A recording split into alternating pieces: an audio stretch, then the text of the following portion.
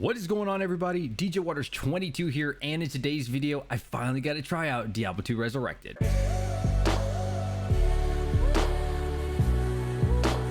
So fair warning, this is just going to be my initial thoughts. I'm not going to get too deep into it. We're not going to dig into the bugs or the actual specifics. I'm just going to get into the general idea. What did it feel like to actually play for the first time ever on Diablo 2 Resurrected? The answer is quite simple. It is incredible in every single way that I can think of. It's like it doesn't really do it justice when you watch it, because when you watch it, maybe somebody's streaming on 1080p, but it's coming through a little bit worse quality at 720p, or it might say 1080p on your screen, but realistically it's not sometimes. And the difference, at least on my monitor, I have a 144 hertz monitor and a good graphics card and everything. Damn, it's just so crisp. The amount of detail that they put into this remaster is simply stunning. It really is. There are so many things that they added that they did not need to add. So here you start off with the character selection. You can see these like little red dots on your character. I love this. I really do. It's so modern feeling. It updates it and everything. At first I didn't know how I felt, but once you play it a few times, this is my sorceress. We went Acts 1 and 2. We definitely am almost done with Act 2 on our barbarian, and we just started to mess around with the Amazon. Right off the bat, the Amazon looks a little bit better than it did when it was initially shown to us, but I still don't really like her face. There's just something about the aesthetics of the Amazon that I'm not liking, which isn't a huge deal breaker. I'll still be able to play it either way, but I mean, that's really one of the only complaints that I have. Is just minor things with the Amazon. From the loading screen all the way to the end of Act 2, it was nothing but beauty and jaw-dropping action. So I think we need to answer the most important question, which was what I had and almost everyone had. Does it actually feel like Diablo 2? Absolutely. In every way it feels like Diablo 2. At any point, if you ever want to see like the original, all you have to do is hit G. You can also zoom in, and same for just comparison reasons. So when they first announced Diablo 2 Resurrected, they said that they changed 30% of the graphics, or at least the world around it, and wow, it's just such a difference. If you look on this roof, right, it's just the little things that matter and make it look beautiful. They added some sandbags, they'll add some boxes over here, and it's just like this every single place you go. It doesn't matter where you go, they'll always add something, and it fits. Like this big stack of, I don't know, food or something, and they add the book, and they add the cups, the ropes there, every single location. The most remote locations that no one ever goes to, they went the extra mile and they added things. Again, look in this corner here, right? And it just adds so much more depth to the game. In Act 1, where you first start off, I immediately saw the graphics change, because I don't know, I've been playing this game since 7th grade, so I just notice things. I know what's missing, I know what's new. Maybe not every shade or every little mushroom like there on that corner, but it just gives it so much life. It gives it so much character. And my goodness, I really think that you're gonna get every penny's worth if you buy this game. When we played the original Diablo 2, for gore and bodies and graphics, you kind of had to imagine. You had to let your body think about, or your brain would just kind of think about, oh, I think this is how the zombie would look. Oh, I think maybe his injury is this or that. Or now you don't have to do that. You could kind of tell that there was a body part on the ground in the original, but you couldn't really tell. But now you can see a detached hand there. I believe that's his foot. You can see his mouth open. You can see the blood and the bones of his teeth. His ribs are actually popping out for the first time. And it just kind of fills all the gaps. Monsters are one of my favorite things that they added. You can just see the details. And again, I'll try to show you the old one here with the quill rat, and you really couldn't see anything, but my goodness, look at that, dude. You can see his muscles, every individual hair, the scales. He's got claws. I mean, I could see like his tricep muscle. I could see a large bicep muscle. Everything. See his fingernails.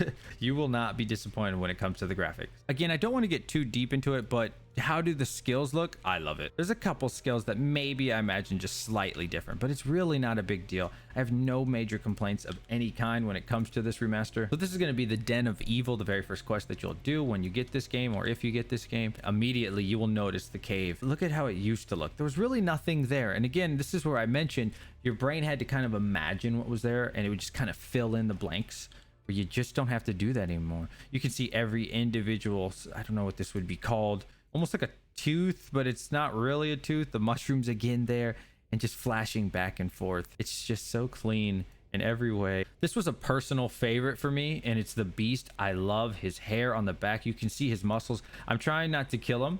I really want you to see him.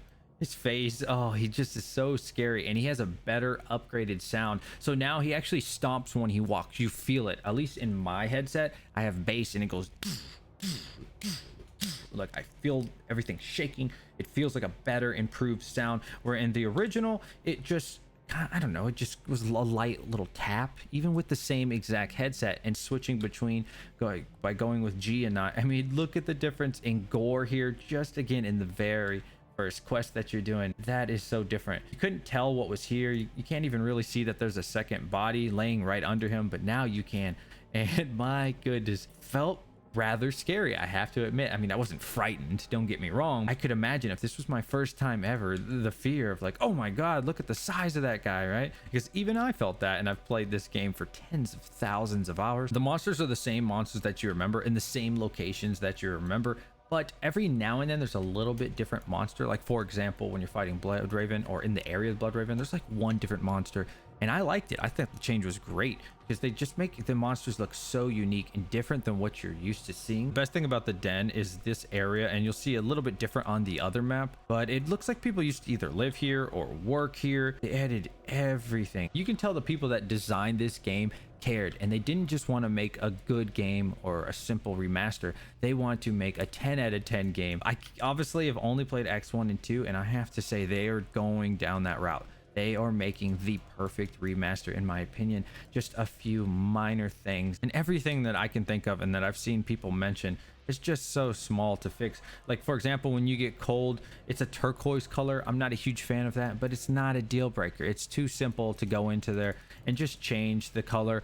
It's not a big deal, right? There's nothing that I found that was just groundbreaking, that just ruined my experience every single time I played. There was only one thing that didn't work for me. Sometimes if I bought potions a little bit too quick, or I think in bulk, I really don't remember, my character would just spin in circles, and that would happen almost every time that I would buy too quickly. I learned to live with it, but I'm sure they'll fix that. I made a report. I have not tried the shared stash out, but the personal stash is looking good. Chipped gems in general that I've seen, I'm not a fan of. I just have to be completely honest with you. I don't like the way this looks. Not sure how to explain this. Like, the idea is good. The direction that they're going with it is good. It looks almost like it could have been nice, but if I look at an emerald in real life, it does have those features, so it's really hard to say. I love how different your character looks when you take off these armors. Before, you just kind of had to guess, right? You could see that it was silver somewhat, but now I can really notice.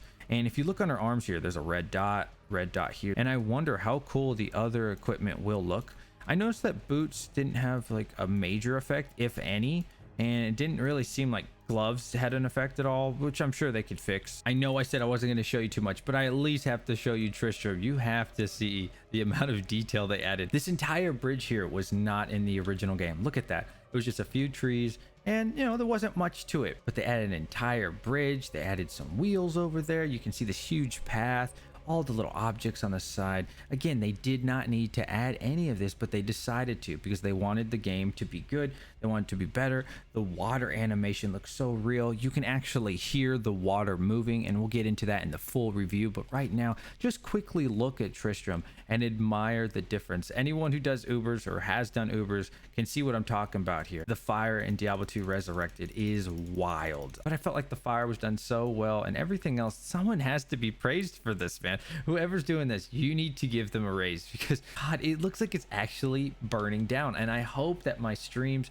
and my YouTube channel is doing it justice, but at least on my computer, it honestly looks like things are burning. I cannot begin to tell you how honored I am to have been able to test out Diablo 2 Resurrected, and I still have today to do it. If you are watching this, there's a strong chance that I will be live on Twitch, as really it's the last day. Tomorrow it ends, I believe, at 10 a.m. Pacific time, but unfortunately I will be at work, so really today's the day. My wife said, go ahead, grind it out, because when I told her yesterday that we got the key, she was so happy for me. She knew how I felt.